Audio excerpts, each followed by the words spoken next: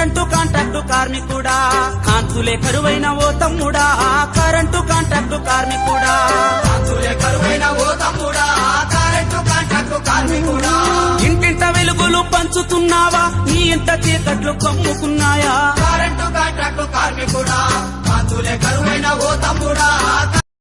వీళ్ళందరూ ఉన్నారు. మన నాయకులు అందరం కూడా పోయి అన్ని విషయాలు మాట్లాడాము. ప్రధానంగా మన డిమాండ్ ఏదైతే ₹1 ఇవ్వాలో ₹1 చాలా స్పష్టంగా చెప్పడం అనేది జరిగింది. అతని భార్యకి డిపార్ట్మెంట్లో శాశ్వత ఉద్యోగం కూడా ఇవ్వాలని చెప్పేసి కూడా అడిగాము. అట్లాగే ఈ యాక్సిడెంట్కి ఈ ప్రమాదానికి గల కారకులైనటువంటి వాళ్ళని ఇమీడియట్లీ సస్పెండ్ చేయాలి, అరెస్టులు చేయాలి అనేది కూడా మనం డిమాండ్గా పెట్టాము. ఇవన్నీ విన్న తర్వాత సిఈ గారు చెప్పింది ఏంటంటే డిపార్ట్మెంట్ నుంచి మనకు కొన్ని బెనిఫిట్స్ వస్తాయి.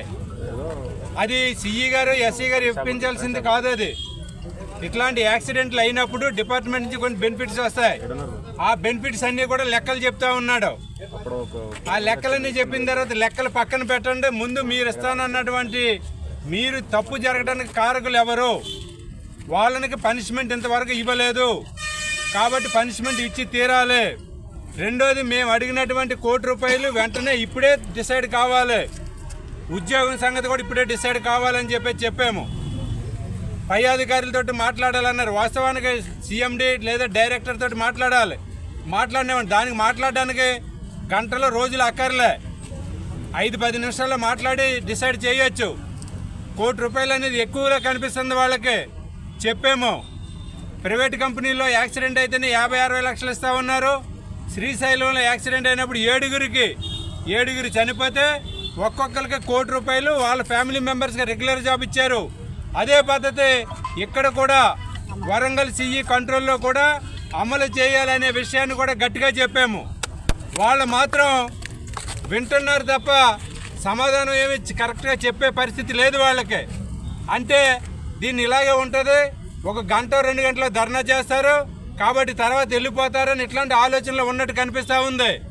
కాబట్టి మనందరం కూడా చేయాల్సింది ఏంటంటే ఈ సమస్య పరిష్కారం అయ్యే వరకు కూడా మనం ఇక్కడే ఉండాలి. రాత్రి అయినా పర్వాలేదు, అవసరమైతే వంట వార్పు కూడా ఇక్కడే చేయాలని చెప్పేసి కూడా మీ దృష్టికి మేము తీసుకొస్తా ఉన్నాము.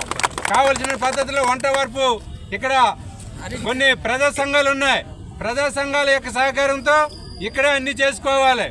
అట్లాగే లోపల నుంచి కొన్ని వెహికల్స్ బయటకు వస్తాయి, పోలీసు వాహనాలు తప్ప మిగిలిన ఏ వెహికల్ని కూడా బయటకు పోనివ్వద్దు.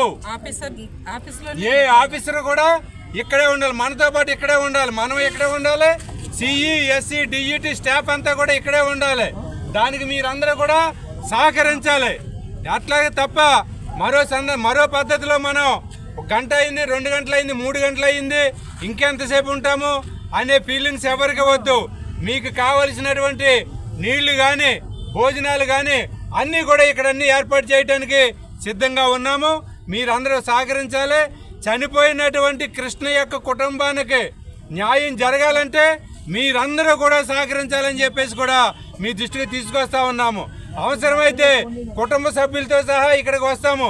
కేవలం ఇక్కడ ఉన్నటువంటి సిఈ వరంగల్ కంట్రోల్లో ఉన్నటువంటి వాళ్ళు మాత్రమే ఇక్కడికి వచ్చారు. ఇంకొకటి హెచ్చరిక చేశాము, ఈ సమస్య 1-3 గంటల్లో కనుక పరిష్కారం కాకపోతే మొత్తం రాష్ట్ర వ్యాప్తంగా కూడా ఈ ఉద్యమాన్ని విస్తరిస్తాము. ట్రాన్స్కోలో ఉన్నటువంటి అంతమంది ఉద్యోగులు కూడా ఈ పోరాటాలకు సిద్ధంగా వస్తారు. ఎక్కడికక్కడ ఏ సర్కిల్గా సర్కిల్, ఏ జోన్గా జోను పోరాటాలు దింపుతామనే విషయాన్ని కూడా చెప్పొచ్చాము. లోపల పోలీసులు ఉన్నారు, విజిలెన్స్ వాళ్ళు ఉన్నారు, అందరూ ఉన్నారు కాబట్టి ఎవరి రిపోర్ట్లు వాళ్ళు పంపించి ఉంటారు. దీని మీద మనం ఈ సందర్భంగా మనం చెప్పదలుచుకున్నదే, పవర్ సెక్టార్కి ఇన్ఛార్జిగా ఉన్నటువంటి డిప్యూటీ సీఎం గారు బట్టి విక్రమార్క గారు కూడా తక్షణమే జోక్యం చేసుకోవాలని చెప్పేసి కూడా ఈ రాష్ట్ర ప్రభుత్వానికి విజ్ఞప్తి చేస్తా ఉన్నాము. అట్లాగే రేవంత్ రెడ్డి గారు కూడా దీని మీద జోక్యం చేసుకుని ఈ సమస్య పరిష్కారానికి కూడా చొరవ చూపాలని చెప్పేసి కూడా మన యొక్క ధర్నా తరపు నుంచి అన్ని యూనియన్లు, అన్ని ప్రజా సంఘాల తరపు నుంచి కూడా ముఖ్యమంత్రి గారికి కూడా విజ్ఞప్తి చేస్తా ఉన్నాము. కాబట్టి ఈ సమస్య 2-3 గంటల్లో పరిష్కారం చేయడానికి సిద్ధంగా ఉండాలని చెప్పేసి కూడా రాష్ట్ర ప్రభుత్వం దృష్టికి తీసుకుని వెళ్తాము. అట్లా కాని పక్షంలో మా పోరాటాన్ని మరింత ఉధృతం చేయడానికి మేము సిద్ధంగా ఉన్నామని చెప్పేసి తెలియజేస్తూ మీరందరూ కూడా సహకరించాలని చెప్పేసి మీ దృష్టికి తీసుకొస్తూ లోపల జరిగినటువంటి యొక్క చర్చల సారాంశాన్ని మీ దృష్టికి తీసుకొచ్చాము. కాబట్టి మీరందరూ కూడా సహకరించాలని చెప్పేసి తెలియజేస్తూ కుటుంబానికి చెప్పేసి విజ్ఞప్తి చేస్తాను.